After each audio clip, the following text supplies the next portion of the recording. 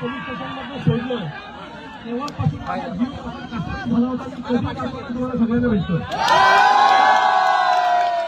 तुमच्या सगळ्यांचे मनापासून आभार मानतो.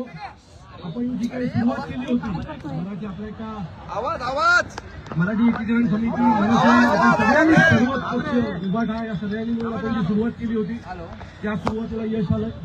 पोलिसांनी किती दमशाही केली. आज सकाळपासून जवळजवळ 1,500 आपल्या पदाधिकाऱ्यांना अटक केल्याच्या नंतरही तुम्ही सगळेजण एवढ्या मोठ्या संख्येने रस्त्यावर उतरलात. आता असं पकडूया जर आपल्या कोणाला पकडलं नसतं आणि हा मोर्चा सुरळीत पार पडला असता मी खात्रीने सांगतो हा मोर्चा किमान 50,000 लोकांचा झाला असता.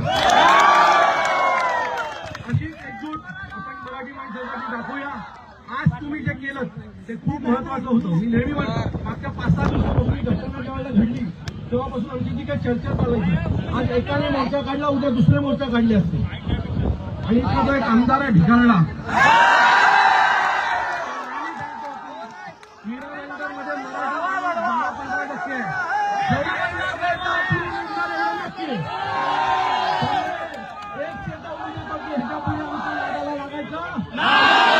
मध्ये मराठी 10-15% मुंबईचा मीरा भाईंदरचा आणि महाराष्ट्राचा